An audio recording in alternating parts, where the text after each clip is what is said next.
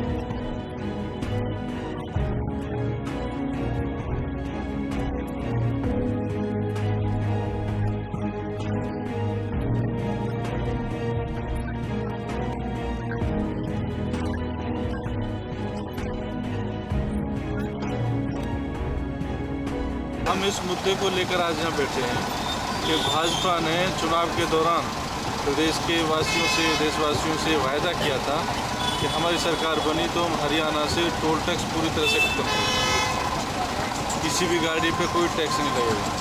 लेकिन वो अपने वायदे को भूल गए। उनके वायदे को याद दिलाने के लिए और टोल टैक्स हटवाने के लिए हमने अपनी पार्टी की तरफ से आंदोलन छेड़ा हुआ है। महीना और पहले हमने राष्ट्रपति जी के नाम जिला उपायुक्त के मार्फत से ज्ञापन दिया था कि टोल टैक्स हटाया जाए और बिजली के रेट जो बढ़ाने की बात थी उस वक्त उसको ना बढ़ाया जाए। लेकिन सरकार ने कोई बात नहीं सुनी। आज हम फिर इस मांग के साथ बैठे हैं कि टोल टैक्स पूरी तरह से हटाया जाए और जो बिजली के रेट सरकार ने अभी बढ़ाए हैं, जो नहीं बढ़ाने चाहिए थे, इतनी महंगाई के हालात में पब्लिक का वैसे जीना मुश्किल हो रहा है, जो नहीं बढ़ाने चाहिए थे वो भी उन्होंने बढ़ा दिए। हम आज इस प्रोग्राम के माध्यम से मांग करते हैं कि बिजली के रेट जो बढ़ाए हैं वो कम किए जाएं और टोल टैक्स पूरी तरह से हरियाणा से खत्म किया जाए। प्रदेश में भाजपा को 1 साल पूरा हो गया है। जिस तरह से भाजपा सरकार बात कर रही है विकास की, 1 साल में बहुत सारा विकास उन्होंने करवाया है। जिस तरह से विज्ञापन और नारों के साथ उन्होंने जो आगाज़ किया है दूसरी साल का, क्या कहना है आपका? कितना विकास हुआ है इस साल में और कितने वायदे पूरे किए गए? कोई विकास नहीं किया, सिर्फ आंकड़ेबाजी चल रही है। कहीं एक ईंट विकास के नाम पे नहीं लगी, कोई कारखाना शुरू नहीं हुआ, कोई बिजली घर नहीं बना, कोई योजना उन्होंने काम का कल्याणकारी तौर पे शुरू नहीं की। सिर्फ घोषणा चल रही है, अमल में कुछ नहीं आया। भाजपा ने पिछले साल जब बारिश हुई थी, ओलावृष्टि हुई थी, उस वक्त केंद्र सरकार ने कहा था कि हम 30% मुआवजा देंगे, लेकिन प्रदेश सरकारों ने तो अपना मुआवजा बांट दिया।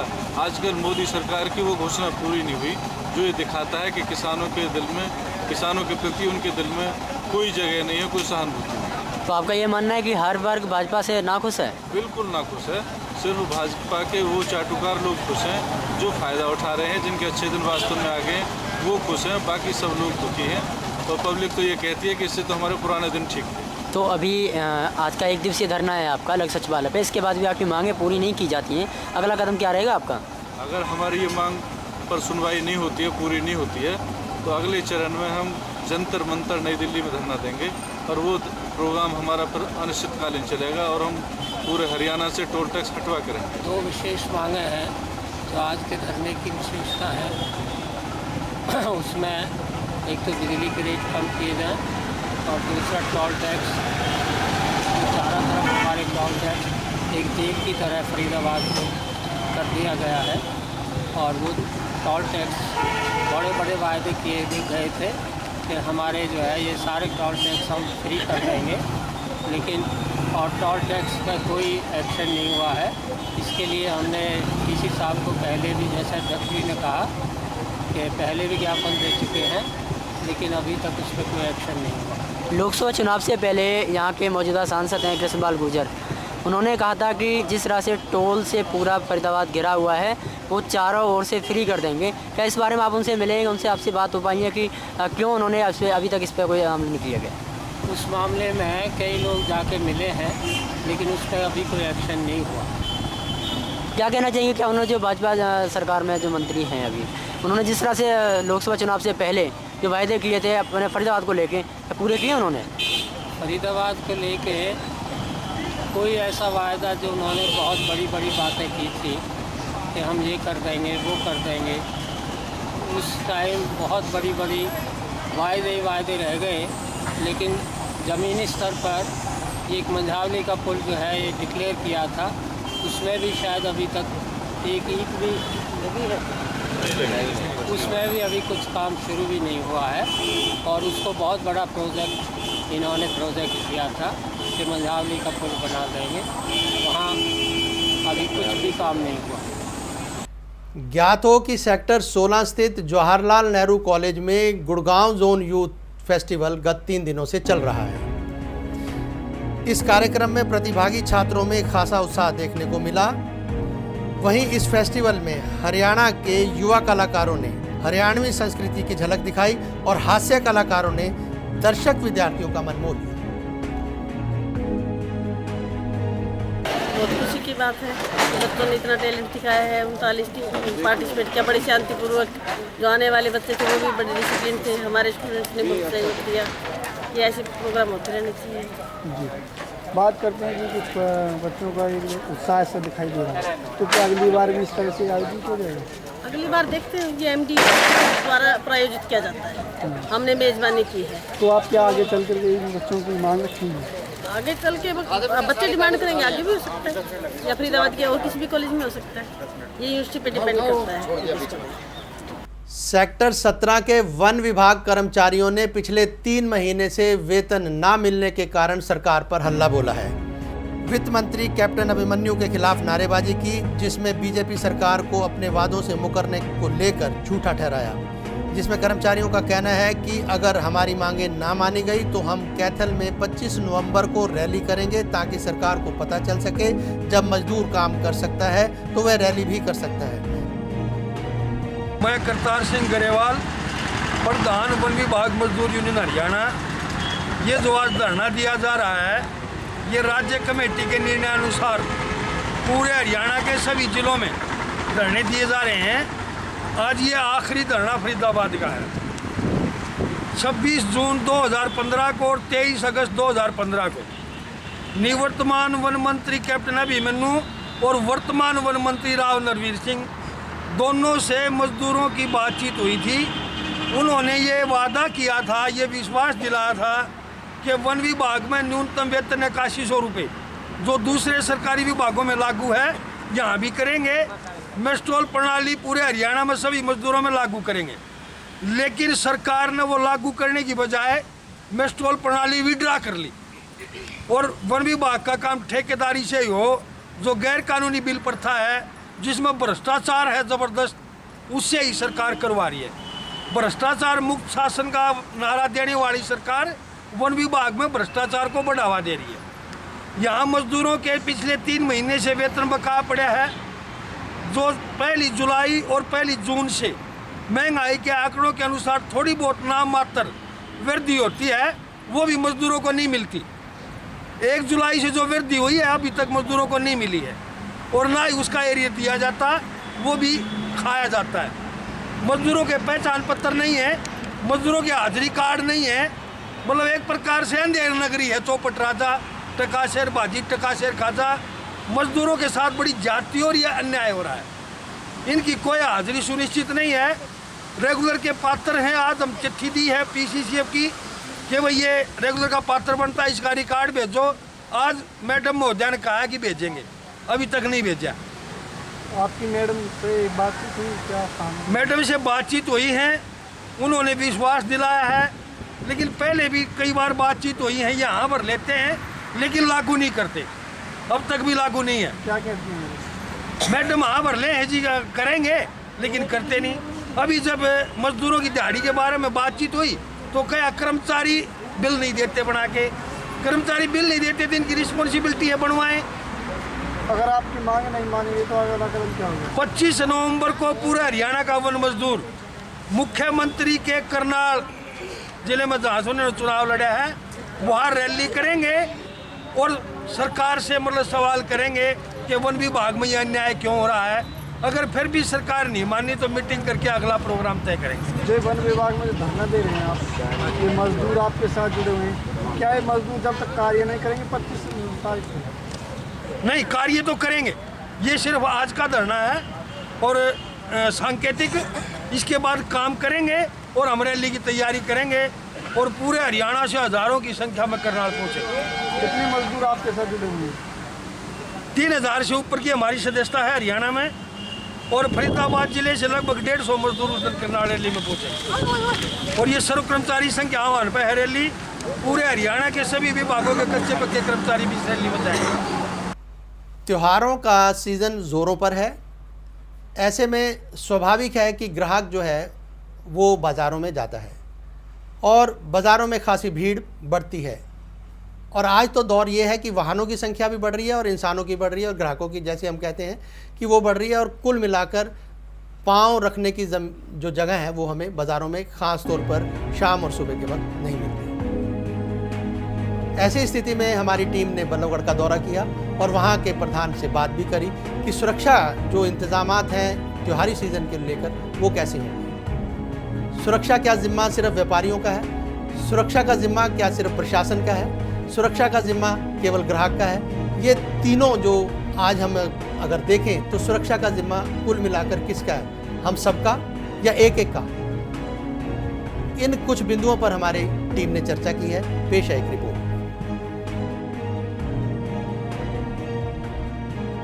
इस बारे में कहना है पुलिस से हम जाके अब जल्दी, क्योंकि सर्दियों में चोरी की वारदात बहुत बढ़ जाती हैं, हम जल्द ही जाके हमारी टीम में व्यापार मंडल के थ्रू जाके एसीपी से मिलेंगे कि रात को पुलिस गश्त भी बढ़ाई जाए और दिन में भी जाके आदमी जाके सुबह 9 बजे से लेकर रात के 9 बजे तक 2-4 पुलिस वाले बाज़ार में घूमने चाहिए। और उसमें व्यापारियों को भी मैं चाहूँगा कि वो इतने चौकन्ने रहें, क्यों आजकल क्रिमिनल का कुछ मालूम नहीं है, किस भेज में जाके आदमी लड़के भी होते हैं। हमने जाके अभी पुलिस की इंक्वायरी भी चल रही थी, आज से अनाउंसमेंट भी हो रही थी कि भाई जो भी अपनी दुकान पे लड़के रखते हो उनका जाके बायोडाटा वगैरह सब चीज़ लेना चाहिए। और हम भी व्यापारियों से, हर दुकानदार से कोशिश कर रहे हैं कि जाके जितने भी जो लड़के बाहर के हैं या कुछ हैं कि उनका जाके पूरा का पूरा जाके बायोडाटा होना चाहिए हमारे पास। और पुलिस से जाके रिक्वेस्ट करेंगे जाके आदमी कि जाके आदमी रात की गश्त हमारे लिए बढ़ाई जाए, जिससे रात को जाके चोरी की वारदात कम हो। जैसे त्योहारों का सीजन है, चोरी की वारदातों में बढ़ोतरी होती है इस टाइम में? चोरी की वारदात वैसे चोरी का माल हो, चोरी करते हैं। हाँ, चोरी की वारदात तो थोड़ी बहुत बढ़ जाती है, लेकिन आजकल इतनी ज़्यादा नहीं है। दुकानों के अंदर तो सीसी कैमरे लगे हुए हैं, लेकिन बाहर रोड पे कहीं पर भी सीसी कैमरे नहीं है ना। तो व्यापारी इसमें, क्योंकि काफ़ी महंगा हिसाब किताब होता है या छोटे तबके की दुकानदारी है, इसलिए अंदर तो दुकानों के अंदर लगभग सबके पास सीसी कैमरे लगे हुए हैं। जैसे सीजन में मतलब ट्रैफिक भी बहुत ज़्यादा हो जाता है, पुलिस वालों का ट्रैफिक का कोई वो नहीं है, इस बारे में क्या कहना है? जाम की समस्या तो काफ़ी समय से चल रही है, इस पर कई दफ़े हमने पुलिस वालों से कहा भी है और SHO JP यादव जी हैं, उन्होंने कोशिश भी करी है। फिर पुलिस की कमी के कारण ये जाम की समस्या भी बढ़ जाती है, जिसमें बाज़ारों में हम चाहेंगे बाज़ारों में बाहर जो फड़ लगते हैं कम से कम जगह पे लगने चाहिए, सड़कें खाली होनी चाहिए। ये पुलिस ही कर सकती है, नगर निगम कर सकती है, आपस में व्यापारी नहीं कर सकते, क्योंकि एक दूसरे में फूट पड़ती है। फिर क्या आपको लगता है कि हमें बाजार में CCTV कैमरे होने चाहिए सुरक्षा के लिहाज से? अगर कैमरे हों तो ये तो सबसे अच्छी बात है, जिससे कोई वारदात भी हो जाए, कुछ है उसमें जाके वो हों। कहते हैं कि ब्लड का यानी खून का कोई विकल्प नहीं।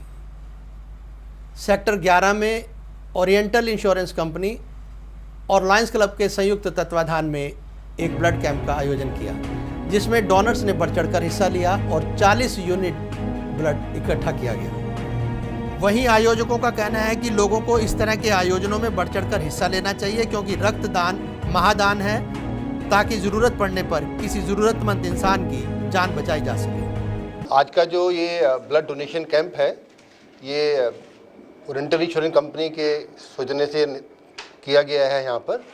और आपको सभी को मालूम होगा कि कॉर्पोरेट सोशल रिस्पॉन्सिबिलिटी के अंतर्गत सभी संस्थाओं को ये निर्देश दिए गए हैं अंडर कंपनीज एक्ट कि इस CSR इनिशिएटिव के अंतर्गत कुछ ना कुछ सुविधाएं सोसाइटी को जरूर दी जाए। और ये ब्लड डोनेशन कैंप जो है ओरिएंटल इंश्योरेंस कंपनी और लॉयंस क्लब ने मिलकर यहाँ ऑर्गेनाइज किया गया है।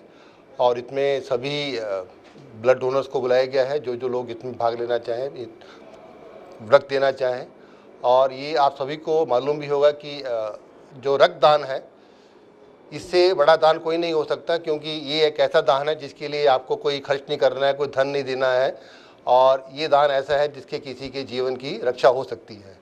और हम सभी लोगों को कह रहे हैं, बुला रहे हैं यहाँ पर कि आइए रक्तदान दीजिए और किसी के जीवन में, किसी के जीवन को बचाइए, क्योंकि रक्तदान से अच्छा दान और कोई नहीं। धन्यवाद। रक्तदान का आयोजन पहले भी करते रही है कंपनी, लेकिन जो CSR के माध्यम से है वो पहली बार यहाँ किया जा रहा है। बल्लभगढ़ के रोडवेज कर्मचारियों ने अपनी लंबित पड़ी 17 सूत्रीय मांग को लेकर 2 घंटे तक हड़ताल जारी रखी।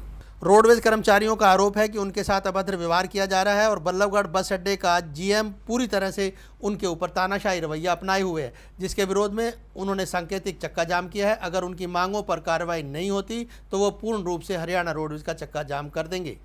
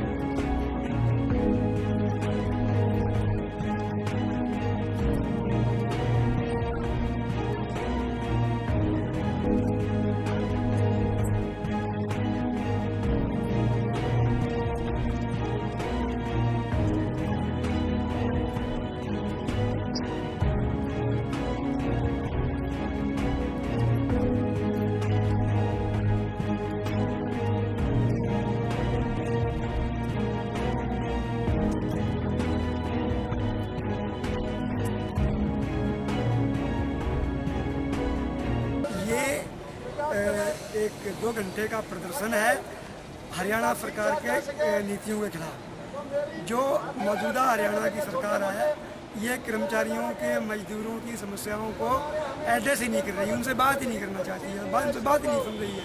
इसलिए ये मतलब हमने पूरे प्रदेश में आज 2 घंटे का प्रोग्राम रखा हुआ। उसमें मुख्य तौर पर हमारे 2 साल का बोनस ड्यू है, वो सरकार की चिट्ठी आई पड़ी है, लेकिन वो लागू नहीं हो रही हैं। मतलब तो इसलिए ये आंदोलन किया जा रहा है। आगे हम 6 तारीख को 1 दिन का पूरा धरना देंगे और 3 तारीख को अगले महीने में डायरेक्टर स्टेट ट्रांसपोर्ट का घेराव करेंगे। ये हैं कि जो एक हमारा 2 साल का बोनस है वो दिया जाए, जो कच्चे कर्मचारी हैं उनको रेगुलर किया जाए, जो ITC हमारे कर्मचारियों की बकाया है वो दिया जाए, जो NPS मतलब जो PF कटना था सारे कर्मचारियों का वो नहीं, ये क्रिमिनल अपराध है, मतलब उसको ये काटा जाना चाहिए इमीडिएटली। ये हमारी मुख्य मांग है। प्रदर्शन करते हैं, असल में हमारे कोई शौक नहीं है।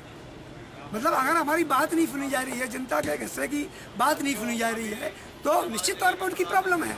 कोई डायलॉग नहीं करता, मतलब हम यहाँ आंदोलन कर रहे हैं, कोई अधिकारी नहीं है, आप देख लीजिए, कोई GM नहीं है, कोई TM नहीं है, कोई मतलब अकाउंट ऑफिसर नहीं है, सारे भाग जाते हैं। बताओ क्या करेंगे?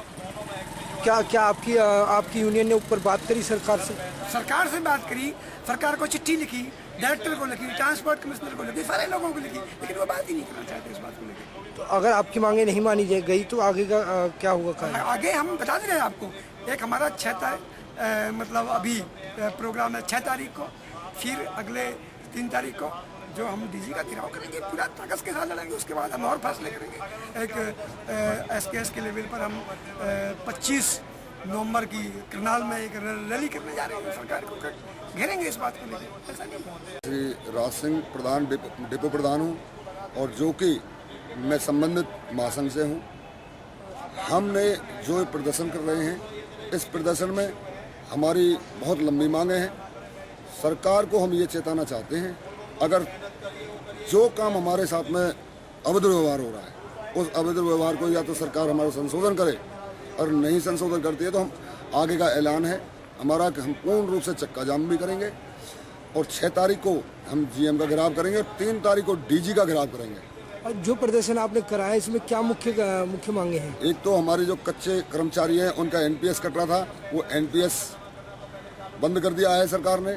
वो क्यों कर दिया है? जब हमारे सरकारी कर्मचारी को पहले एनपीएस कटा था तो आज एनपीएस क्यों बंद कर दिया? दूसरा, हमारे कर्मचारी को एलटीसी नहीं मिली है। तीसरी मांग हमारी ये है, एक जो प्राइवेट वाहन है उनके ऊपर तो बाहर गेट पे गाड़ियाँ खड़ी होती हैं, उनके ऊपर कोई प्रशासन नहीं। हमारी कोई गाड़ी बाहर जाती है तो उसको पुलिस वाले भी गाड़ी को आगे बढ़वा देते हैं और हमारा चालान भी कटता है, जिससे कर्मचारियों बहुत भारी रोष है। और इस रोष को प्रकट करने के लिए इसलिए हमने 2 घंटे का प्रदर्शन लिया है। हमारे 17 सूत्रीय मांग हैं जिनके ऊपर हमने हड़ताल रखी है, वो धरना रखा है। और आगे 6 तारीख को हम जीएम का भी घेराव करेंगे। जो हमारी चिट्ठी आती है डीजी के, वहाँ से उन चिट्ठियों का कोई आज तक समाधान नहीं होता। दूसरा, यहाँ पर तानाशाही चलाई हुई है। इस तानाशाही रवैये से सारे कर्मचारी परेशान हैं। कोई भी इंस्पेक्टर छोटी हल्की सी रिपोर्ट कर दे, उसी पे सस्पेंड कर देते हैं, फिर बहाल करने के लिए कर्मचारी 2-2, 3-3 महीने तक चक्कर काटते हैं। ये जो हमारे जीएम साहब है वो बहुत ज़्यादा तानाशाही चला रहे हैं। 2 दिन पूर्व सरूरपुर में मामूली सी कहासुनी पर चाय वाले की गई हत्या की गुत्थी को पुलिस ने सुलझा लिया है। पुलिस ने 3 युवकों को गिरफ्तार किया है, जिसमें एक मुख्य आरोपी बीकॉम का छात्र है। कहा जाता है कि दुकानदार द्वारा इनको सामान ना दिए जाने को लेकर पहले मारपीट हुई और बाद में उसकी हत्या कर दी गई।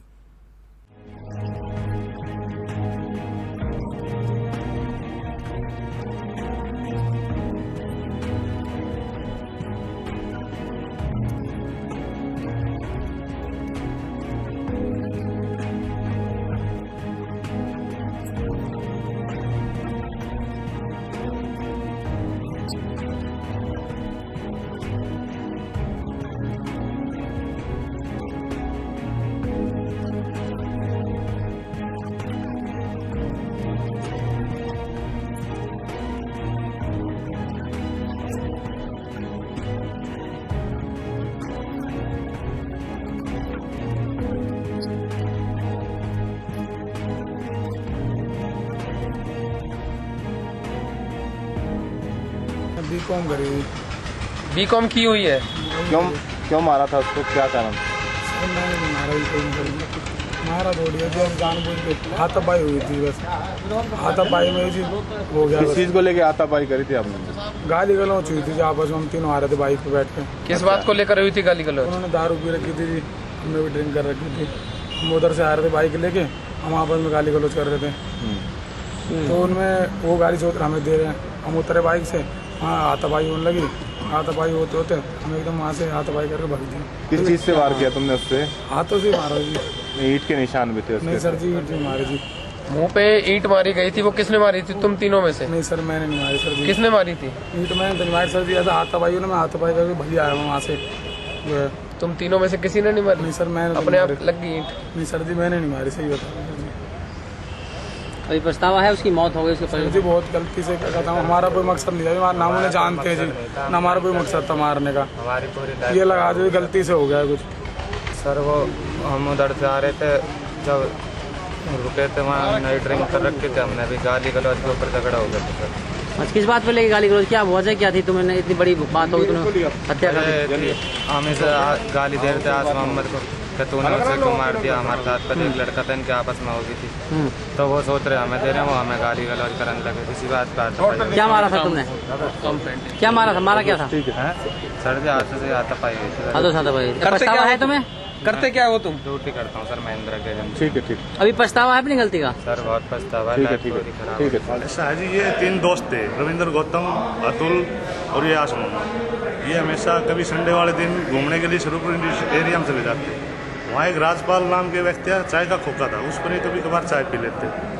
आज इन्होंने चाय और ये पकौड़े और नमकीन लेने के लिए रविंद्र गौतम आया था इसके राजपाल खोखा पर, और राजपाल का खोखा उस समय बंद था और 2 आदमी और अन्य बैठे हुए थे। तो इसने कहा नमकीन दे दो, राजपाल ने कहा मैंने खोखा बंद कर दिया, कुछ नहीं मिलेगा। तो इस बात पे इनकी वहाँ गाली गलौज और बहसबाजी हुई है। तो इसी चीज़ की रंजिश रखते हुए ये रविंद्र गौतम अपने 2 दोस्तों को बुला लिया और वहाँ फिर इन्होंने इनकी हत्या कर दी। कहाँ से गिरफ्तार किया? पहली चौक पार्क से। इससे पहले भी इन्होंने किसी तरह की कोई वारदात करी है इंडस्ट्रियल एरिया में, लूट की, चोरी की, इस टाइप की कोई पूछताछ में रिकॉर्ड है इनका? नहीं, अभी तक तो हमारे सामने रिकॉर्ड नहीं आया, बाकी हम जांच करवा रहे हैं। कोई भी अगर जो तीनों आरोपी हो क्या करते हैं? ये एक आरोपी जो आस मोहम्मद है वो मोटरसाइकिल रिपेयरिंग का काम करता है, और जो मेन आरोपी है ये जो है रविंद्र गौतम, ये बीकॉम तक पढ़ा हुआ है, और तीसरा लड़का जो है ये वर्कशॉप में ये किसी प्राइवेट महिंद्रा में काम करता है। किस चीज़ से की थी जो राजपाल की हत्या, किस चीज़ से हुई थी? जो चाय के खोखा के पास दीवार बनी हुई थी उसी से ईंटें उखाड़ कर इन्होंने, जो झगड़े में ईंटें उखाड़ कर उसी से इन्होंने तीनों ने मिलकर सर में मारकर उनकी हत्या। परसों जो हालात थे उस समय हत्या आरोपियों की कोई सुराग नहीं लगा था, अब कैसे पहुंचे आप हत्या आरोपियों तक? हमें अफसरों से दिशा निर्देश मिलते रहे और पुलिस अपनी तफ्तीश में जुटी रही और उससे हमें ये सफलता मिल गई और आज आरोपी गिरफ्तार है। सन 1988 में आशा कमल द्वारा स्थापित आर्ट क्रात ने महंगे आभूषणों की वैकल्पिक श्रृंखला की सृजना आरंभ की थी, जिसका मूल उद्देश्य देश के अवध क्षेत्र के परंपरागत आभूषणों की संरचना को जिंदा रखना है। उसी कड़ी में आर्ट क्रात ने सेक्टर 15 के जिम खाना में एक प्रदर्शन मंजूषा का आयोजन किया। मेरी जानकारी अनुसार इस प्रदर्शन मंजूषा में दर्शक सस्ते महंगे 650 नग देख सकते हैं।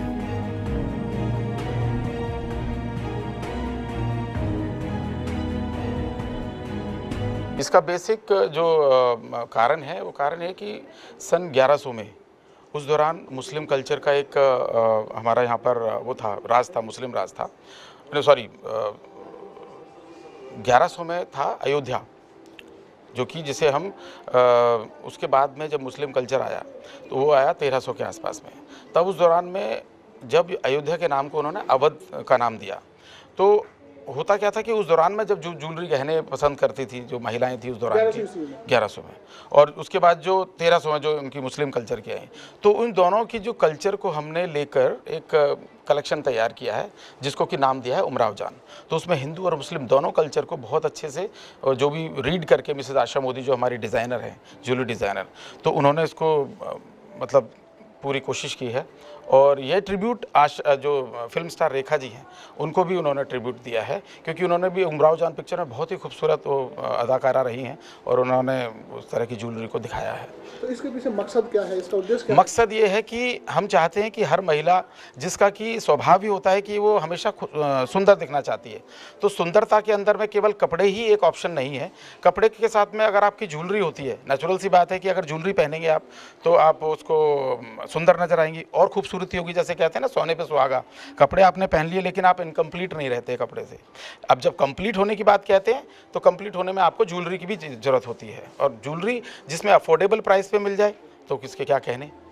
तो इससे पहले भी आप और शहरों में भी आपने किया है, तो कितनी बार अब तक इसको कर चुके हैं? हम लोग ये कार्यक्रम बेसिकली जो हमारे इस तरह की इवेंट्स होती हैं केवल फरीदाबाद में नहीं, फरीदाबाद में तो 2 बार करते हैं, इसके अलावा वर्ल्ड वाइड, इंडिया वाइड भी हम करते हैं। इंडिया में ये मान लें आप चेन्नई, कैलकाटा, हैदराबाद, विशाखापट्टनम, बेंगलोर, राजामंद्री और आपका विजयवाड़ा, चंडीगढ़, जयपुर, रायपुर, जोधपुर, आप ये कह लें कि सारे जितने भी हिंदुस्तान में जो शहर हैं, छोटा से छोटा शहर, बड़े से बड़ा शहर, उसके अंदर में हम 8 कैरेट की ज्वेलरी की प्रदर्शनी करते हैं, जो कि सिल्वर ज्वेलरी है। उसके अंदर में प्रेशस, सेमी प्रेशस स्टोन्स हमने लगाए हैं।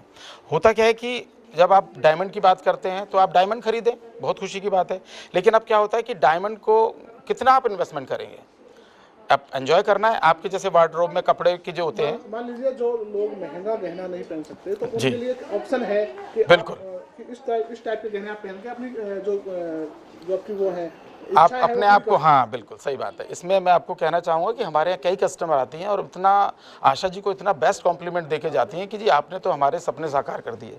बताओ इस गहने को जब वो जो महंगे नहीं पहन सकते, महंगे से मतलब देखिए आज की डेट में हर किसी के पास में पैसा है, लेकिन है कि वैरायटी की बात आप कहें और पैसे की जो उसकी जो तुलना करेंगे और जो खूबसूरती की तुलना करेंगे, वो हर कोई चाहता है कि मैं खूबसूरत नजर आऊँ कम पैसे में, है ना, और बजट में, मतलब अफोर्डेबल जिसे प्राइस बोलेंगे।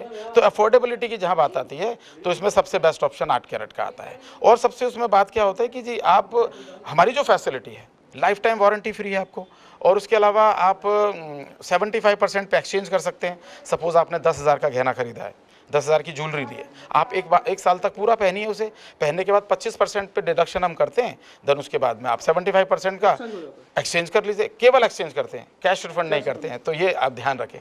तो होता है कई बार कस्टमर नहीं समझ पाता इस बात को, तो हम हमेशा ये गारंटी करते हैं, बाकी अपना गारंटी कार्ड भी देते हैं।